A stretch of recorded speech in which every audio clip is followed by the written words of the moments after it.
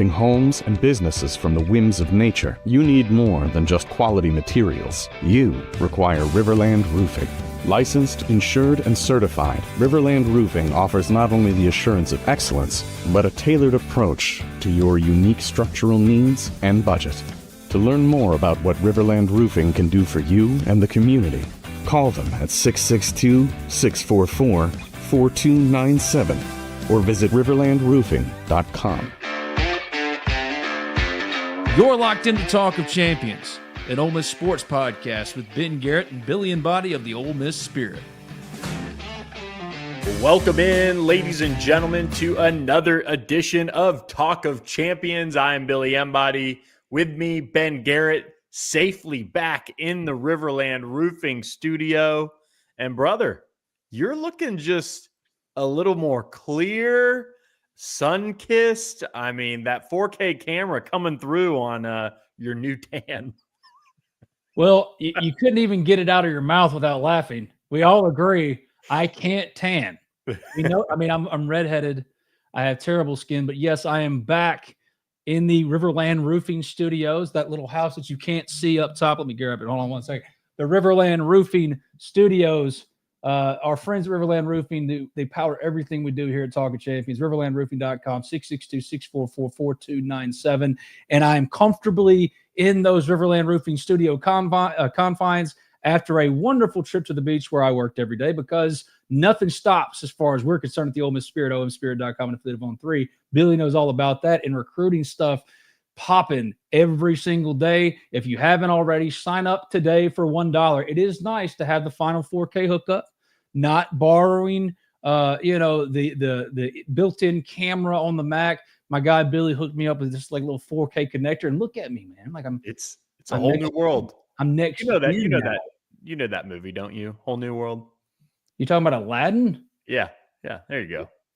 Are you really so dad brain now because of your son? Like you're already talking in Disney? You're not supposed to be there yet. You're not. You're still early on here, but yet he's talking in Disney. My poor guy. I got a Batman cut though, so who the hell am I? Hey, this is a great episode we've got for you guys today. Watching live on YouTube, appreciate all you guys tuning in. I saw Stars from Alabama chiming in with a hottie toddy in the comments, so appreciate you guys out there listening. Ben, I know we talked about where to begin, and we know where we're going to begin, but man, we just have so much we could choose from. But we've got to go with the conversation around quarterback transfers in college football, right? Nico Iamaleava, well, he is in fact leaving Tennessee for the transfer portal. I can't take credit for that. I mean, the joke writes itself on that. What a wild end of the week. And it just shows, obviously, the craziness of where we're at as far as a sport. No regulation, no guardrails. You've got handlers. You've got dads involved, which you've always had that side of things in college athletics. But this is now teeing up for a nice little segue for us, though, as Ole Miss is actually in the transfer quarterback market as well. They just might not be in Nico's market at this point. Yeah, the Nico thing is fascinating. We all knew, or if you couldn't see it coming, you haven't been paying attention. We all knew that eventually something like this would happen. Holdouts and contract renegotiations. And I think what all the hand-wringing is right now in regards to the overwhelming sentiment being on the side of Tennessee is that these contracts are so overwhelmingly slanted toward the players. There is no protections at all for the schools, to where, yes, Lane Kiffin's making $9.5–10 million a year. What are you talking about with these guardrails and stuff? He can just leave whenever he wants. There's at least buyout protection. There's at least something that rewards Ole Miss for moving like that. Unfortunately, in college football, because the NCAA isn't a serious organization, has left this wide open and completely slanted toward the players. So until there's actual, contract negotiating, collective bargaining, academic progress tied to these contracts, playing incentivized contracts, all those things. Until there's that, this is going to be the norm. But fortunately for you, the Ole Miss fan that's watching here on Talk of Champions, powered as always by our friends at RiverLand Roofing, riverlandroofing.com. You're rooting for a school that has already been, because there's been a lot of celebrating Tennessee. Good job putting your foot down, Josh Heupel.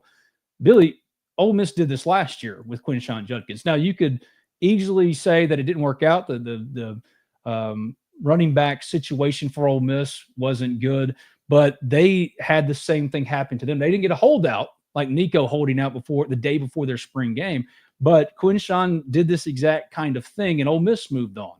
But even without that example, you heard Walker Jones at Meet the Rebels, and if you haven't, go to the Ole Miss Spirit, check it out. Jake Thompson wrote a great story about it.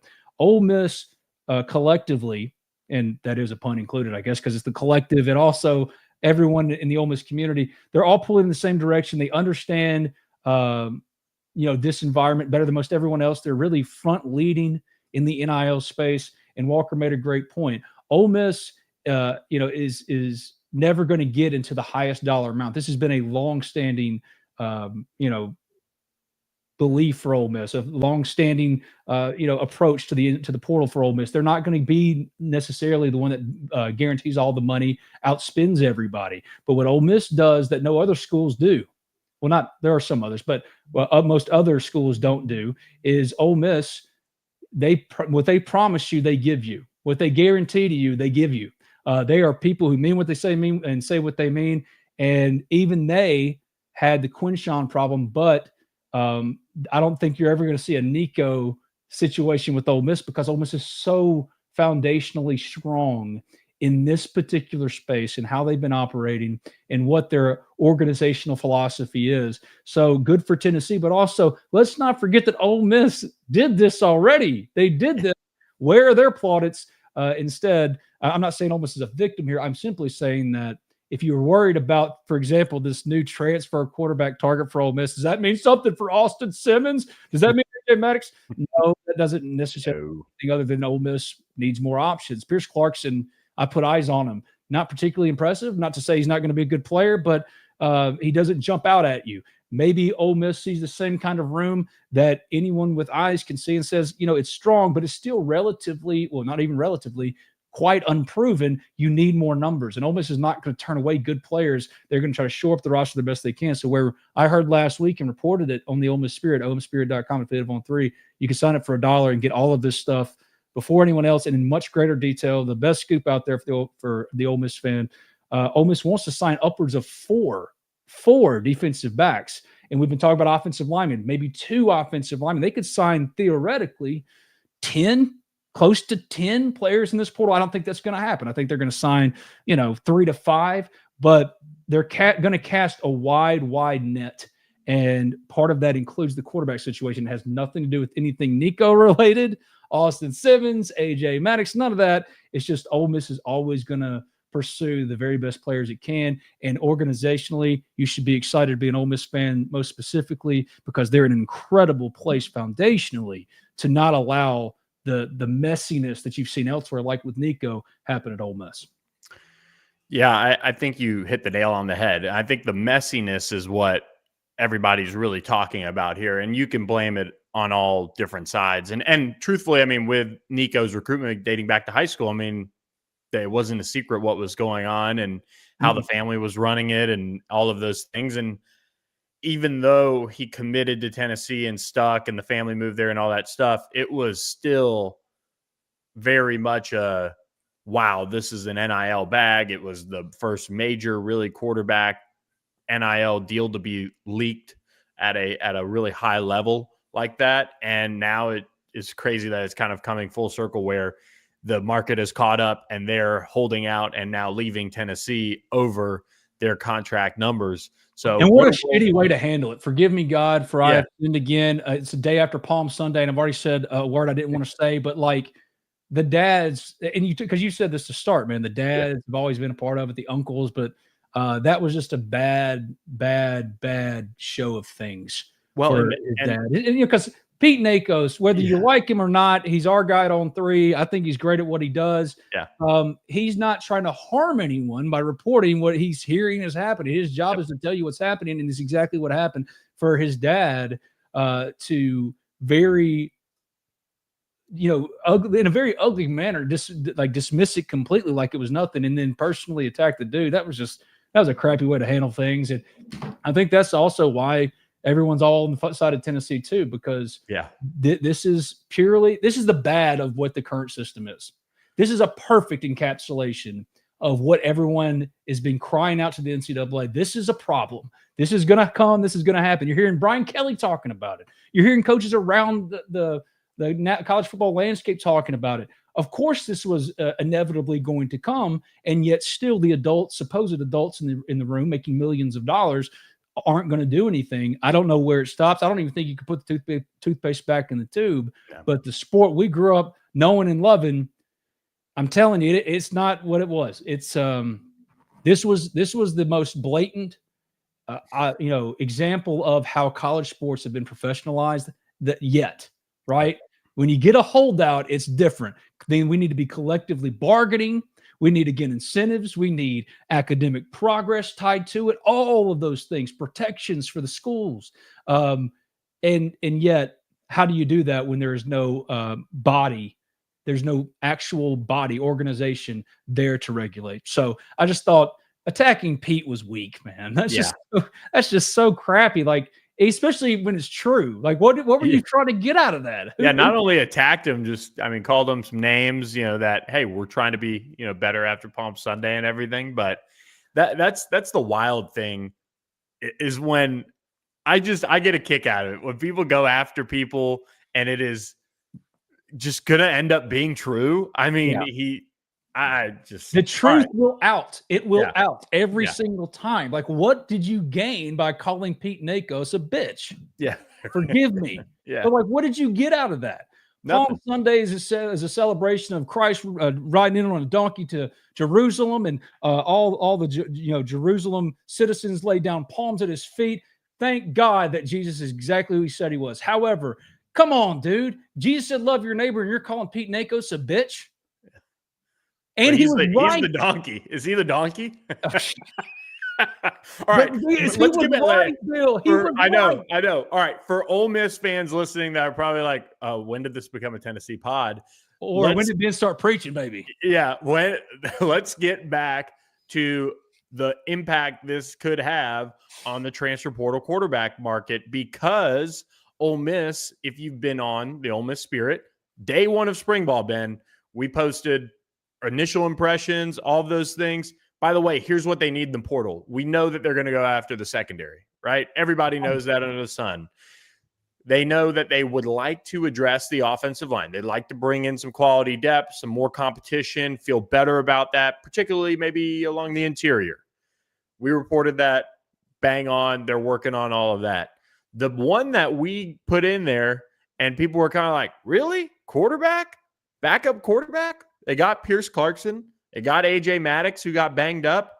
They have a 3-man quarterback room. That's kind of thin. And even when they went out and got Pierce Clarkson, they did it, and he's a piece, but you just got to feel a little bit better about your room. And Pete Nakos, our guy, posted at the Ole Miss Spirit, omspirit.com. Just go there for $1 and you can find out exactly who we're talking about. A really talented transfer quarterback is in the mix for Ole Miss. Things are moving quickly in this sense. We've been told that it's not a done deal just yet, but certainly somebody to keep an eye on. He was a second-team All-American in 2024. Now, of course, that is very interesting to say, and people are like, holy crap, what are they doing? But D2 quarterback, but one of the most sought-after transfer quarterbacks on the market right now. Really intriguing player who I think would fit the offense and what Ole Miss wants to have at quarterback from a total package standpoint. Well, he could come to Ole Miss, sit behind Austin Simmons, and certainly be a part of an SEC program, which is a huge deal. So keep an eye on that. Obviously, Ole Miss is looking for a backup in this case. So that's probably something where, again, they'll have to walk that line of either having to overpay to bring in somebody who's maybe a little bit more of quality, or have somebody just really wants to be a part of Lane Kiffin's tree, work with Joe Judge, Charlie Weiss Jr., that whole offensive staff, and be in the system, because all of that has to be balanced compared to the opportunity to go in somewhere that is quarterback needy and start right away, even if it is maybe at a slightly lower level than the SEC. Yes, so well put. I was waiting for you to throw up some highlights of this dude on the screen. You let me down. You disappoint me, my friend. But We're trying to sell a sub. We're trying to sell a but, sub. I got him with the All-American thing, that's right? true. I guess all of those behind the paywall at the Ole Miss Spirit. Again, Yeah. for $1, this is all we do all day, every day. You don't have to just spend 40 minutes with us, 40 Yeah. minutes to an hour. You can come hang out with us all day. This is what we do. It says a couple of things to me. Number one, AJ Maddox has got a future here, a real future, and they like him a lot. But after AJ Maddox, what do you have? Yep. You could say Pierce Clarkson, but again, I haven't seen anything that really jumps off about him. I think he was just a body, because here's what happened. And I'm not trying to disrespect him. Maybe he can do something gimmicky for them like Mark Wright did for Vanderbilt, but I think he's a lesser version of like a Mark. Isn't that what his name was? I think it was. Kid from Vanderbilt, quarterback Mark something or other. I think it was Mark Wright. Maybe that's the right footer for Ole Miss that's messing me up. But maybe he's a lesser version of that. I'm not trying to disrespect him, but I think Ole Miss looks at this like we didn't do what we necessarily wanted to do in the first portal window. You know this better than anybody, Bill. They really pursued some top-end options, but Walker Jones told me straight up, quarterback shocked him. And, of course, quarterback, the dollars were crazy, but the numbers spiked this year unlike they'd seen yet. And premium, you're paying a real premium for Bo, whatever his name, from Penn State. The names start to jumble up. Yeah, you know, come on, give it to me. What's his name? Hold on. You'll find it. I got it. I think he ended up getting like $2 million something, or at least $1.5 million from Missouri. What's his name? Hold on. He still hadn't gotten it. But Ole Miss did this. Bo Priblu. Priblu, sure. I know his name was Bo. Bo's, you know, like I got it. Got Bo that. Callahan. Yeah. Bo Callahan. Ole Miss, Bo Wallace. Ole Miss, my guy. Ole Miss went after him and really pursued him, was willing to pay a top-end number to bring him in. He was a better version, an already established, more proven version of what Pierce Clarkson, if he's good for Ole Miss, if he does anything for Ole Miss, was, you know, it's kind of the same profile. It didn't work out. So they bring a body in because they needed one for spring. AJ Maddox has had a great spring. Austin Simmons has had a great spring, but as much as we all think Austin Simmons is a superstar in the making, Bill, he still hasn't put much out there on tape. I think he's completed 12 passes for 12 of his 19 career passes for 200 something yards. Don't quote me on that, but the sample is very, very small. So as excited as you are or can be about Austin Simmons and what he is currently and what he's projected to be down the line, which I think upside of a first-round NFL draft pick, you don't know. And outside of him and A.J. Maddox, Pierce Clarkson, maybe he's something for you. The room is just thin, thin, thin when Ole Miss hasn't had to worry about experience and established, you know, proven production in the room since Lane got here. He's had Matt Corral. He's had Jackson Dart. Jackson Dart had more of a career line coming from USC than Austin Simmons has had at Ole Miss in 2 years. So it's about getting the best players imaginable, because who's to say that Austin Simmons doesn't blow up, because he is draft eligible, blows up and he fulfills the prophecy of every most optimistic Ole Miss fan, and he wins a Heisman and he takes Ole Miss to a championship, something crazy. Who's to say he's draft eligible? He maybe could go leave early. Then look at the room still. It's AJ Maddox and Pierce Clarkson. So this is a player that can help you now and a player that could help you. It covers your bases for any and all eventualities, which is what the best CEOs in this sport do right now. So I think it made complete sense. When he hit the wire, I actually almost wrote about it because I'd heard some rumblings about Ole Miss will be going after a quarterback, and you got some profile stuff. This guy made a lot of sense. So to see it today, I was like, oh, it makes sense. I didn't go, wait a second, what does that mean for Austin Simmons? It's a great thought both for the current and the future. He can help you win now, but he could really be the competition with AJ Maddox next year, the year after. I think it's 2 years for Austin Simmons here, but you get what I'm saying. You've got to protect yourself against any and all eventualities. And now if you get a player like this, you've done so. Yeah, I completely agree. And look, Ole Miss believes it has its franchise quarterback, so you don't need to mess with that at all. They need more depth at the transfer with the transfer portal helping at the quarterback position. So we'll be tracking all of that on the Ole Miss Spirit, OleMissSpirit.com. Affiliate of On3, sign up for just $1, but also reach out to our friend Andy Ludicky at myperfectfranchise.net to help you through the franchise ownership process. Andy is a franchise consultant and a franchise owner himself. He's navigated the waters of this business for years now, and he's an Ole Miss fan as well. His wife went to Ole Miss, and if you contract to run a franchise, to open your own franchise, leave that corporate rat race for the American dream, Andy will make a donation back to the Ole Miss collective. So he'll support the NIL efforts of your Ole Miss Rebels. When you work with him and find the right franchise for you, he's got tons of success stories. So reach out to him today, 404-973-9901, or email him, Andy, ANDY, at myperfectfranchise.net. I want to say real quick before we move on to the next thing, B&A Bank. I mentioned them a couple of shows ago. They're my hometown bank, Bank of New Albany Bank, which doesn't make sense. I've told them this, but B&A is good people, great people to do your banking with. And they've been with this podcast before Bill, before Zach, before Kentrell. They've been with me since day one. And B&A Bank, I just really wanted to show some love and support to them because they've shown so much love and support to me, Carolyn Brownson and Whit Spencer specifically. But I know the whole crew, man. I know Mike Staten. I know my cousin Jackie works at B&A, for goodness sake. So B&A Bank is just a hometown bank that will take care of you and will really support any and all financial decisions. So support them because, again, they've done so much to support me. I just want to give them a shout out. And Alan Samuels, too. Alan Samuels, Chrysler Dodge Jeep Ram of Oxford. If you haven't already and you need a car's about to go up, them tariffs are going to hit them cars really hard. Go visit my guy, Brian Johnson, and them over at Alan Samuels, Chrysler Dodge Jeep Ram of Oxford, and they'll get you hooked up in a new vehicle. I've already sent a buddy of mine, I think a couple of weeks ago, to Alan Samuels, and he was thrilled with the hookup. So please go to Alan Samuels, tell them you heard it from Talking Champions, and they'll be like, oh, yeah, let's do this thing. And they'll get you in a nice new whipped up ride, preferably a Jeep, because, again, Jeeps are the coolest. Yeah, they're the coolest car ever. It's what God threw me in a ditch with a year ago. If y'all remember, I was in a car accident. It was my perfect Jeep. I finally bought it, and got thrown in a ditch with it. And I told Brian and them, I'm going to come see you soon because I can't live without this. Once you've had a Jeep, you can't live without it. Nope, I know. I'm on my third now. I can tell you, it's. Do you have like the rubber ducks though? You don't do that. So I got my first one, and I can't figure out how to get them to hang out on the front. Somebody left me one. I guess I'm a part of the rubber duck thing, but I don't really embrace it that much. That's good to hear, Bill. So I don't know. I didn't even know it was a thing for a long time. I didn't either. Like I got asked about it on this podcast. I said, what are you talking about? So yes, I'm glad to hear. Let's just leave it to one duck, and I won't take your man card. But if you start putting 100 of them things on the dash, Bill, I'm going to be just terribly, terribly disappointed in you. No.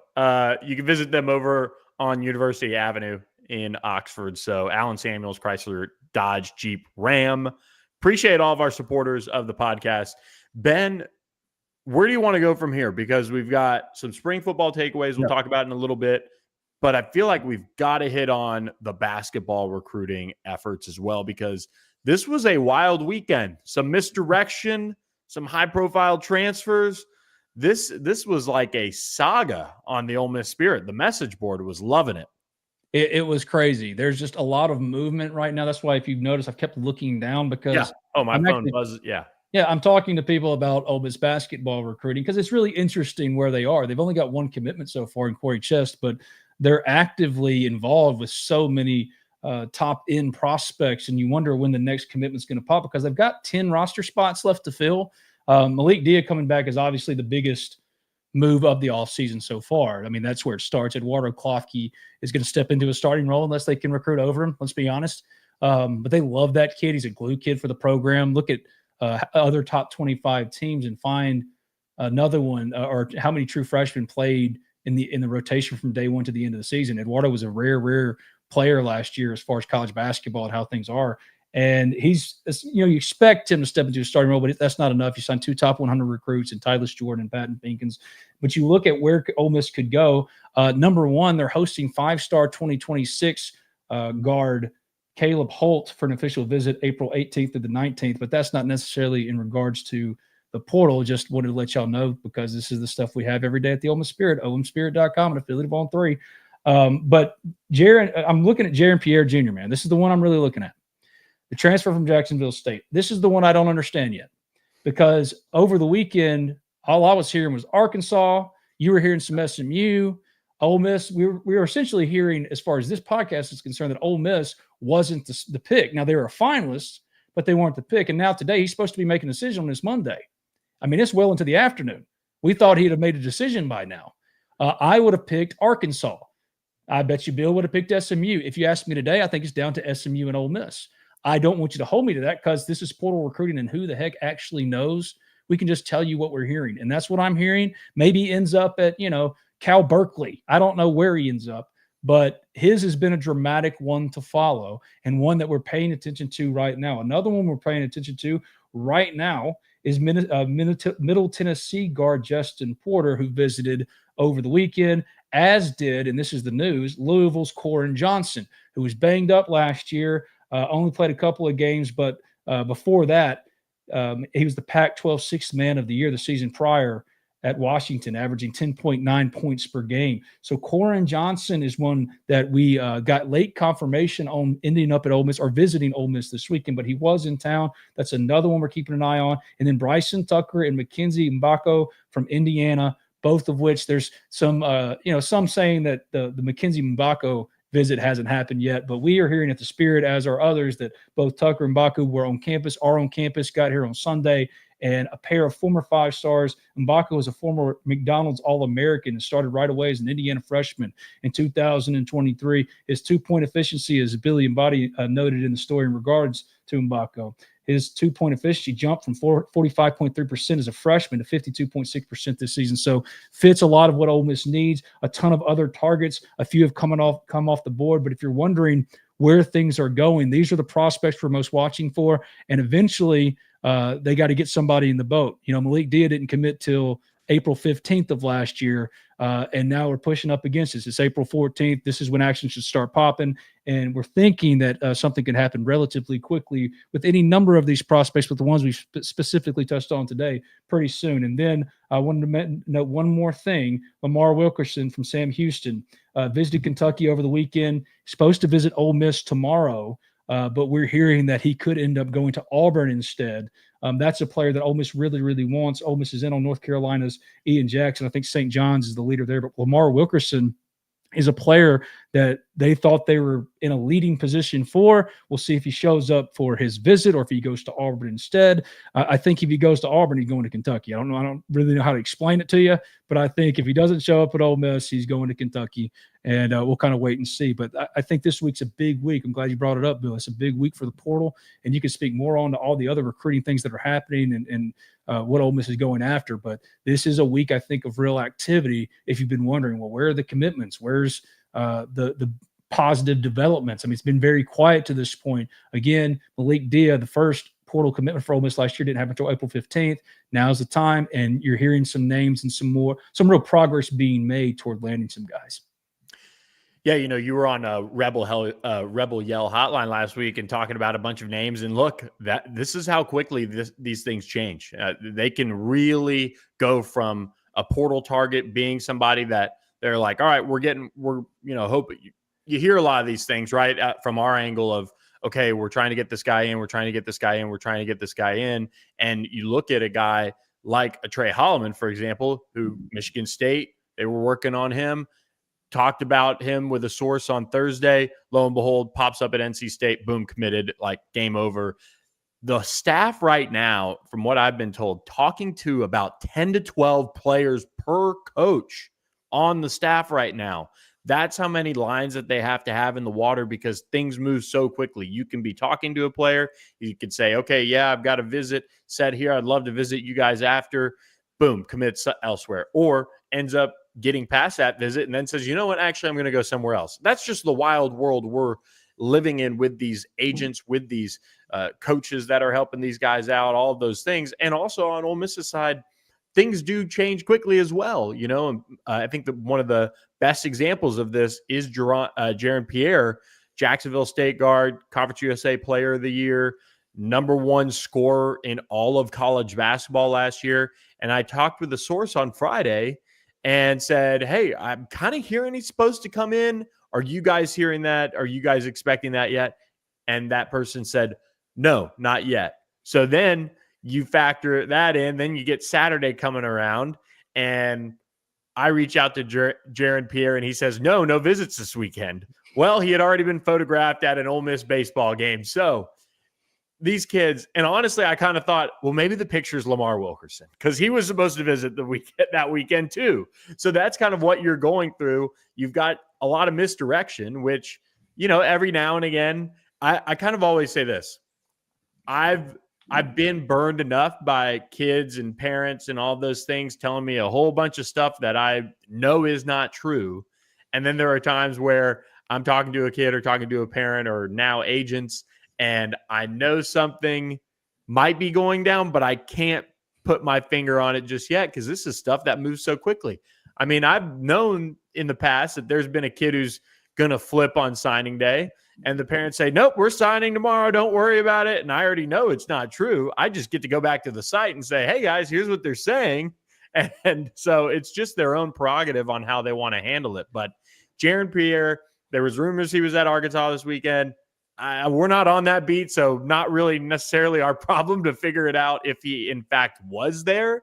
But what it does sound like is Arkansas is out. Auburn was the fourth team in there. I don't think they're in the mix truly for him, but who knows, because they're going after a similar caliber player in Lamar Wilkerson, in a sense, at that same position. So what it comes down to right now is it seems like SMU and Ole Miss are battling it out for Jaron Pierre. And this is where I think SMU hosted Jaron Pierre all the way back before the dead period. So they've stayed in this thing and stayed among the finalists over the last 10 plus days. So how do you balance that with him coming fresh off an Ole Miss visit? We know Ole Miss just upped their resources. So you balance all of that out with Oxford versus Dallas. I mean, tournament team, Sweet 16 team between a team that's rebuilding, trying to get to the NCAA tournament. There's a bunch of different ways this can go. But like Ben said, this is a player that, as I check my phone too, this is a player that is close to a decision. And I talked with one source that said, by Wednesday, we'll know. And so that's kind of all I know as far as off, from a source saying like, here's what I've got. I've heard Monday as well. But again, like you said, we're sitting here, it's 2:30, we're live. It's kind of interesting. We're waiting on who knows, could be a commitment live on this podcast. We never know. But that's the tough part to track down with this, is as these visits wrap up and these kids truly start to get into decision-making mode, they could also be in negotiation mode, and it could go back and forth. And that's what makes these things really tough to predict. Luckily for you guys, we will have it all broken down if he does end up going to Ole Miss. And if he doesn't, we'll break down what's next, because that's the thing about Chris Beard and the staff. They keep working. I'd imagine they'll have even more players coming through because they have that many spots to fill. So we'll watch the midweek visits as well, see if anybody pops into Oxford. But Jaron Pierre is probably the biggest story out of the portal side of things for Chris Beard and company, because it seems like they're like right there on him, and in that top two, it's a matter of, do you get it across the finish line? As one source told me, when's the last time you heard of a bad visit? It's true. And we're talking about all these visitors. Kennard Davis Jr., all VC second team honoree last year. Visit schedule with Ole Miss. He's already visited Ohio State, plans a visit to DePaul. Scored 16 against Oklahoma State, 11 against Florida, 16.3 points per game, 4.9 rebounds, and 2.6 assists. And that's another one that, as we were recording, I was checking other things, and then Kennard Davis Jr., Kennard Davis Jr., I get an update on him. So that's another visitor coming in. Maybe should have put it on the board first, but I was recording a live, Talk of Champions. So there you go. There's another one that we're hearing is coming in for a visit. I think this is going to be an active week. Number one, they have to get somebody to pop pretty soon. They need to get the ball rolling. They have 10 spots to fill. You have to get that first.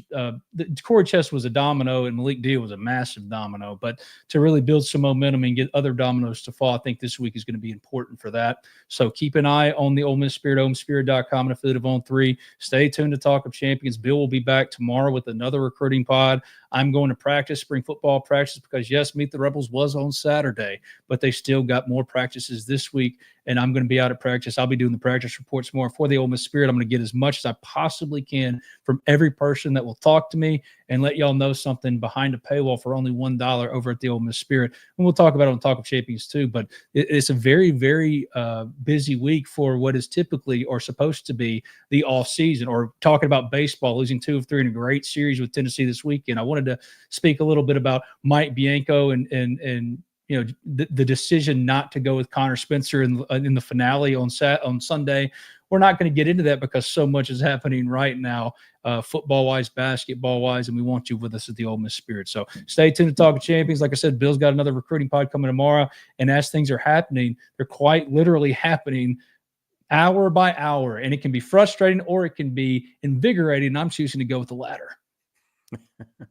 Because you're right. Like the things you hear, like people go, well, Ben said so-and-so was going to happen. Well, it was going to happen on Monday morning, but this stuff changes not by lunch, by brunch. You know, it's crazy. Like I knew something was up with Pop Isaacs when he hadn't committed off his visit 3 days later. Yeah. I was like, something's up. And then you reach out and you find out, and well, as much as they're going to tell you, and you hear some medical stuff, this, that, and the other. I can't tell you the full picture, but I can tell you, like I told you when he ended up going to Houston, I don't think it's happening for Ole Miss anymore. And we'll just tell you what we know in the moment, right? We know in the moment that Emmanuel Tucker, for example, the left tackle prospect from my hometown of New Albany, Mississippi, 4-star player, he is committed to Mississippi State. I think he's going to end up an Ole Miss Rebel. He was in town over the weekend with a number of other visitors. So much is going on that we can't fit into an hour that you'd have to go to the Ole Miss Spirit to check out. There he is, my guy, Emmanuel Tucker. Ole Miss loves that kid, currently committed to Mississippi State, but I don't think that's going to necessarily hold. I think there's a lot of Ole Miss momentum currently being built for him specifically that we'll touch on in even more detail at the Ole Miss Spirit and in the days and weeks and months to come, because there's a long time until signing day. But what used to be off season is now, like Nico allowed for us, a wide open free agency period, and it's a daily thing. So if ever there was a time to be plugged into the Ole Miss Spirit and subscribed, this is the time. And I'm not just saying that because I'm trying to sell you a sub. I'm telling you that because recruiting is now free agency up and down the recruiting tiers, if you will. If you got the transfer portal, the high school, the JUCO, the money being committed out there, and how the money changes so quickly as negotiations happen, both unofficially and officially, it's wild to see. But watching my guy, Emmanuel Tucker, Ole Miss loves this kid. He's more of a project, Bill, right now, because like they didn't know what he was at first. But now he's really settling in at left tackle. And I think Ole Miss really, really just wants to build out a great high school offensive line class specifically. And Emmanuel Tucker would be a big, big part of that. But you've probably scouted him better than me. You're more of the recruiting bent scouting guy than I know. Look, it's really difficult to scout offensive linemen from the high school ranks, but I just look at tools. Who has the tools? Emmanuel Tucker has the tools. He's got the frame. He's got the athleticism. And then it's on John Garrison and James Craig, if they get him here, to figure it out and develop him into a draft pick and make him a multi-year starter for the Rebels. Look at B.A. Bank in the background there at Kitchens Field. You see that is great. That's good. That's unplanned. I like it. Man, I'm saying my hometown, man, I love New Albany, bro. That's where your friendly Ginger Shrek played center 20 years ago and wasn't good at it, but his friend Whit Spencer was a running back and a cornerback, and he knocked the piss out of you, So, it's fun to see NA get a little shine. My New Albany people that are watching, tell me I don't ever shout out New Albany ever again. Tell me, but Emmanuel Tucker just got his own little segment here on Talk of Champions as we were talking basketball recruiting. Let me ask you this as we move away from Emmanuel Tucker, because we can't be talking about this all for an hour. If you had to pick one guy in the portal for basketball and football that's closest to committing to Ole Miss in both football and basketball, and football is a lot harder to be than basketball, who would you pick? I'll go with my basketball pick to start us off. I think Jaron Pierre is going to commit. Man, I would say Jaron Pierre is the closest on basketball as well. And that's because we just know the most there, right? Like, I mean, I don't know. Like, if you would have asked me, I would have said, okay, Justin Porter, probably would have been the guy entering the weekend, but doesn't, we just haven't heard enough there. He's not in the boat yet. He's not in the boat, but he was the first guy to get there, right fresh off the end of the dead period. So,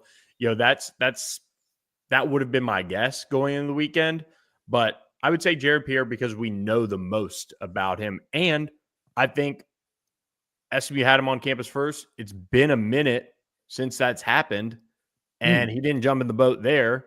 So now his agents are probably down to negotiating. Like if his decision is coming ASAP, it's either final negotiations or it's done one way or the other. And that's where, I mean, kid could just say, oh, I want to go here or I want to go there. And the money's good either way. So, but I would say Jaron Pierre. And then football, honestly, I don't have the slightest, but I can give you one better in a sense. Give me some. All right, I'll give you something here. And then I do want a couple of your spring takeaways as we close out this pod. But Reese Wise, the Austin Westlake quarterback, was back on Ole Miss's campus this past weekend. He's been already once this year. I think Ole Miss has gotten to the point where they've put themselves squarely in the leader position, and it wouldn't shock me. And I've said this before, so it's not a secret, but I think this visit solidified things with Reese Wise, and he's going to be one of two quarterbacks in this class for Lane Kiffin at some point here. Do you think the Landon Duckworth visit to South Carolina mutes Ole Miss's momentum for him, since you're talking about two quarterbacks? Because I think you're right. You've been all over Reese Wise. I think you're the first person on this beat to float him as not only a real possibility, but a close commitment. And I'm right on board with you as far as, on the precipice. I think he's right there. But if you had to, kind of gauge where things are, not just with Wise, but also Landon Duckworth, it feels like those are the two top end quarterbacks. We talked about them both on Talk of Champions last week. Do you put much stock in the South Carolina visit, or do you think Landon's enjoying a little bit? We've been waiting for one of these quarterbacks to pop for a while, and Duckworth, we would have been surprised if he committed it any day at this point, and yet it still hadn't happened. Yeah, I think Landon Duckworth's visit to South Carolina, I don't know if it puts pause on my thoughts on him being the other quarterback in the class, at least as of right now.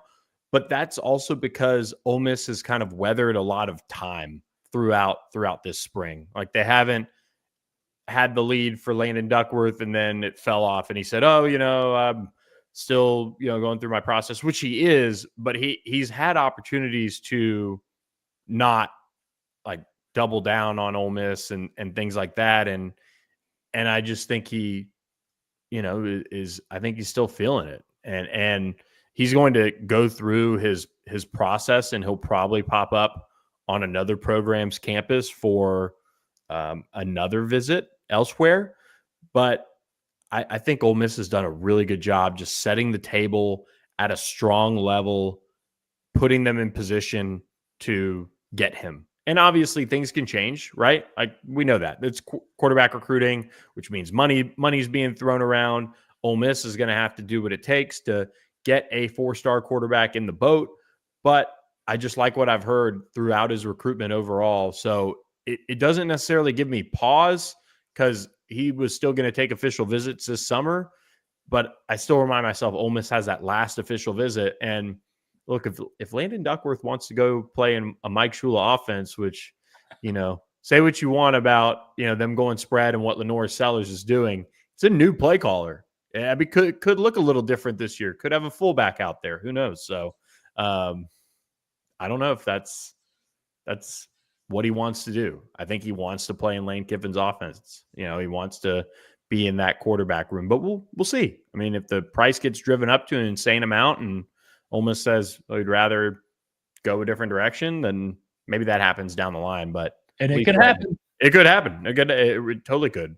But at least right now, I still like where Ole Miss stands for both those guys for sure. Been a regular visitor as Duckworth to Ole Miss. Yep, came in for the spring. Many visitors for the spring, and we've been all over it over at the Ole Miss Spirit. So I was curious because that popped up on the wire, and I didn't know what I thought of that, because again, I'm kind of on the side of tempered expectations with any commitments right now, because I've been burned on. I've had stories ready. Let's just put it that way, for portal guys, for high school kids. I know the old days of doing things, it just doesn't exist anymore. But yeah, Duckworth was all over spring football. One of the many things we took from spring football. And like you said, a few takeaways as we enter the last week of spring football. Meet the Rebels was on Saturday. Number one for me, Ole Miss hit on those portal wide receivers. They crushed it. Trey Wallace, I think, is going to be a stud. Caleb Odom looks the part physically. We'll see if he can take that promise and potential and put it into action and really produce. DeJon Stribling is exactly what Ole Miss recruited him to be, a step-in and start wide receiver, probably at X. And they've stood out every single practice you've been out there, which is not a lot, but we've seen enough to see that those wide receivers are in a great place. And, of course, Caden Lee's coming back. They hit on those linebackers, those transfer linebackers. I think at the second level, Ole Miss is in a really good spot. They didn't have T.J. Daugherty all spring because he was on the shelf with injury, and yet he comes through, or they come through with Andrew Jones, who's been starting. Tyler Banks, the returning Ole Miss linebackers, really stepped up his game. This would be the year in year 3 or 4 for him to show out. I think it's 3 to show out and to be a starter. And the depth is risen up too. If it's not Andrew Jones one day, it's Jaden Yates from Marshall. Another day, it's Taj Chambers. Another day, who's from Missouri State. They've really gotten a lot. I think we don't need to forget about certain guys. We talked about the JUCO old timeline with Cedric Beavers on this podcast last week. Think about that with Raymond Collins as well. I think Raymond Collins has had a really good spring. He was a 4-star JUCO linebacker signed last year. Big expectations, but in the old days, this would be the money year for him. Looks a lot like Mark Robinson out there to me. Not to say he's going to do what Mark Robinson did, because also, Taj Chambers looks a little bit like Mark Robinson, but just saying that there is real depth at linebacker. The same thing cannot be said, obviously, for the secondary. That's going to be one of, if not the busiest positions for Ole Miss in the spring portal. Upwards, or at least 4, if they can get it, 4 defensive backs, corners, or safeties. There's just not enough there. They love Sage Ryan as one of their 3 safeties. I haven't seen enough from Antonio Kite, the transfer from Auburn, yet. Jalen Braxton is going to be a starter once he's off the injury report, but like TJ Daugherty, he hasn't practiced at all this spring. So once Jalen Braxton, a freshman All-American at Arkansas in 2023, gets off the shelf, he's going to be in one of those 3 starting spots, as is the Washington State transfer, KG, who I'm not going to try to pronounce his name, but KG's been handling Jack. You need more at cornerback. TJ Banks, unproven. Cedric Beavers, they both had good springs, but behind them, it's hard to really build out a depth chart. Same thing with the safety spots. Nick Cole has done some pretty good things, but you need so much more, and that's really been one of my other main takeaways. And then 2 more on the offensive side. Austin Simmons has had the spring you want him to. A.J. Maddox is impressed as the backup, but as they're showing in their recruiting, they need more numbers there too, both for the present and the future, because I don't think Pierce Clarkson has shown enough to have Ole Miss not recruit to potentially, do what they recruited him to do, right? So quarterback, Austin Simmons, I think is going to be a heck of a player, and I think he's going to be a heck of a player starting next year. You're going to have to ride some peaks and valleys, that roller coaster with him a little bit, but it's not about QB1. I think it's while QB2 is firmly, I think, established as A.J. Maddox, and he's had a good spring. Got to have some more as far as protecting yourself from the volatility of so much unknown at that position. And then the final thing, that offensive line, man, those guys got to get healthy, because I wanted to talk about running backs since it was such a point of contention last year, but Logan Diggs has had a good spring. Kejuan Lacey's had a good spring. I think they're pretty okay at running back. They'd like to add another probably, but even if you go beyond them, Jordan Simmons from Akron could be something. Let's just hope that he's less Rashad Amos and more Dominic Smith as far as or Dominic Thomas as far as getting on the field and playing and contributing in some meaningful way. And Dominic Thomas is back as well. So I think they're okay at running back, but the offensive line, once you get past that first team, it's pretty rough. Cam East has had a good spring. John Wayne Oliver's had a good spring. There's some youngsters, and well, in the case of Cam East, veteran returners who I think could take real steps and solve a lot of these issues. But the problem is that they were having to play starter minutes, starter reps, take starter reps. It was both good and bad, but Diego Pounds wasn't around for much. Bryson Sanders missed a lot of it. That's your projected center. Jaden Williams has been a constant injury risk for the last 3 years. He would be the starting right tackle. The first group looks good. Jaden Williams, Patrick Kudus, the transfer from Arkansas, Bryson Sanders, P.J. Wilkins, the transfer from Charlotte, and Diego Pounds. The problem is they haven't had that 5 together very much at all. So it's just been a hodgepodge of everything else. Cam East, again, could play left or right, but they need maybe 1 or 2 in this spring portal to come in and as well and push not just Cam East, but even the PJ Wilkinsons, the Delano Townsends, their depth pieces that they need to see a little bit more of. But it's been a good spring, man. It's been fun to follow. Caden Lees, I love that kid. He's going to be a great player next year. Look a lot like Elijah Moore. Daquan Wright, he's in a black jersey, meaning injury designation, which has opened up a lot of opportunity for the Arkansas transfer, Luke Haas, who's looked really good. That's Isaiah Hartrip, who I forgot was still on the roster, but maybe he gives you some depth at wide receiver. The wide receivers are in a really good place. And then the running backs. There's Logan Diggs. He's moving on that knee that he banged up at LSU really well. Now, Kejuan Lacey, I think, has been one of the right there, the very best standouts of the spring. I think Kejuan Lacey is already pushing for first-team reps. I think he could have an amazing year under Lane Kiffin and could develop into a running back that looks a lot like Zach. I'm blanking right now. Quinshawn Judkins and Zach Evans. Excuse me. Zach Evans, yeah, look a lot like Zach Evans by the time he gets to his lead spot. But they've got some numbers at running back to where they don't have those same kind of numbers at the offensive line or now even at quarterback. So there's going to be a lot that they work on as far as recruiting in this portal window. But I've been impressed with the spring. It's a really fun year because there is a lot of volatility. There's the floor is much lower compared to last year because there's a lot of unknowns. There's a lot of unknown variables that if it goes in any different direction, any number of directions could derail you, but also could carry you to the promised land. If Austin Simmons is as good as you think he can be, this wide receiver group, he's going to have some weapons. Tight end, he's got weapons. Daquan Wright's a good player. So is Luke Haas. That offensive line, if you got that starting five together, looks pretty salty. Defensively, got to figure out some things in the secondary, but you could see the puzzle coming together a little bit and building out another contender. But the where you plug the holes in the dam, so to speak, they aren't cement so much as they're like duct tape. You know what I mean? Like, and the duct tape's really well covered, and they've done 1, 2, 3, 4 layers. But man, they really need some cement. Especially in the secondary, because that secondary, I don't know, there's just not enough. Bill, you're out there, you saw them. Yeah, the secondary is just in a position where they absolutely need some help in the transfer portal. And look, there's been a lot of interesting names that are going into the portal. I saw one today that really intrigued me from Tulane going in, Rayshawn Pleasant. He's from West Monroe, Louisiana.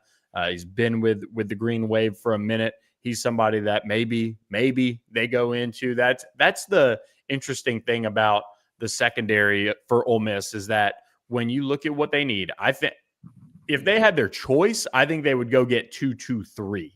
I mean, I really do. At minimum, though, they need to go get 2. Rayshawn Pleasant is a really intriguing name that went in today or plans to enter. I forgot which one it is. Yes, plans to enter. He had 35 tackles and 1 interception this season. I think that wouldn't be a unreasonable type of player to go and get. I mean, I'm sure he'll command a good bit of money, but West Monroe, not that far of a drive. You could kind of technically move, a little closer to home in a sense, maybe, I guess, having your friends and family watching closely there. But Rayshawn Pleasant is a really intriguing defensive back that I saw enter today. That would be, if I was Ole Miss, among the top players on my wish list. And I think this is going to be for the corner and safety position. I think nationally, I think we're going to see a lot of people enter the portal and try to find their last minute bag if they can, from elsewhere. And the funny thing about this, to bring it full circle here, is because of TJ Finley, one-time LSU quarterback, getting suspended at Tulane. Tulane is also kicking the tires on trying to drum up the financial support to go after Nico Iamaleava. So there we go. We finish out the podcast, bringing it full circle with John Sumrall and the Tulane Green Wave being involved with Nico Iamaleava, who is leaving Tennessee for a bag. Look, more power to you, man. Yeah. You really Tennessee to Tulane. I love John Sumrall. Maybe a future Ole Miss head football coach. I'm thinking Lane's retiring here at this point. So, Let him. Yep. Yeah, Lane's but like he would be on that board if Lane did leave. He's not. I mean, Lane at Meet the Rebels said some incredible stuff about Oxford and really showed his growth. Read about that. Cool. It was really cool. And we wrote about it. I wrote about it at the Ole Miss Spirit. Check that out. You brought up other defensive back guys. One hit the portal that really piqued my interest. Auburn safety Terrence Love, who's played in 22 games for the Tigers the past 2 years. I don't know if he got in with a no contact designation, because if that is the case, he ain't coming here. But if he didn't, that's a player to monitor. And others that we've heard and confirmed Ole Miss has some interest in, there's Terrence Love. Tavoy Fagan from Clemson, but there's not a lot of movement there yet. Maybe that means something or not at all. Old Dominion 2-year starting cornerback Rashid Reason. Furman cornerback Jalen Mosin. Let's see, any more I got right here? Yep, here's another one. North Alabama DB Falaje Bin Amin. There's a lot of options that Ole Miss is going after as far as cornerbacks and safeties, and any guy that looks like they've got some real scratch and productivity on their resume. You can bet that Ole Miss has been in contact, because again, the options just aren't enough. They didn't get enough in the secondary, and they know that, and that's going to be the priority thing. I know Pete Golding wants 4 defensive backs if he can get them. Nice. That'd be sick. That would help a lot. And look, the options are going to be plentiful out there. We do want to remind you guys that there are plenty of options at our friends at College Corner. Woo! 3 locations: Flowood, Ridgeland, and Oxford in the Oxford Commons. Make sure you stop by the store, and when you buy something, tell them the Ole Miss Spirit sent you. And if you're going to shop online, hit the link below if you're watching on YouTube, or in the bio section of this episode on your audio platform. That helps us. That lets them know, hey, these guys at the Ole Miss Spirit are sending us some folks. They've got some great swag on the site. Get all decked out for the rest of the baseball season, and of course your summer vacations as well. I'm a big hoodie guy, so I love their selection of hoodies, and it's quarter zips too. You would be a quarter zip guy. You'd fit in better at the Masters than I would. You know, I'm all hoodies all the time, man. It's mainly because when you're fat, you need layers. Billy don't know about that. He's a former, D1 athlete. Me, I'm just dumb Ginger Shrek who didn't start till 11th grade at New Albany High School. So what the hell do I know? But well, you're gonna start being at the forefront of fashion if you're on the hoodie front, because everybody is starting to jump on the hoodie train now. And those light hoodies like you're wearing, is that a light one, or is that just a regular? It's an Under Armour, whatever. But I remember the first time I started wearing short sleeve hoodies was years ago. Game changer. Because hey, look, hold on. Let me if I can pull the picture off. Look at this. This has been holding your national championship for Ole Miss baseball back in Omaha. What was he wearing? 2022 short sleeve hoodie. I love him. I fell in love with him. And I got called the first time somebody like, what are you wearing, Bill Belichick? I'm like, no, they're just comfortable and I'm fat. And now, like, that's what everybody wants, short sleeve hoodies, and no one has a better selection for Ole Miss than College Corner. So I thought you were going to say like your closet. Well, I have a very limited selection because I'm picky as heck. But College Corner has anything and everything you could possibly want. And now that everybody's on the short sleeve hoodie train, go get a nice fit at our friends at College Corner, who have been great to us for a long time too here at Talk with Champions, and we appreciate them and we appreciate y'all. And I always appreciate RiverLand. RiverLandRoofing.com, 662-644-4297. Few, if any, I'm telling y'all, the best. They're the best people that I've dealt with professionally. Some of the best people I've dealt with professionally, and they've really supported us too. So thanks to all y'all for watching, man. This has been a jam-packed one. I feel like I've talked a mile a minute, as has Bill. But now you know what we're dealing with at the Ole Miss Spirit every second of every day right now. It's crazy. All right, everybody. That's it for this live Talk of Champions. Thanks for stopping by, and we will catch you guys later this week with another edition.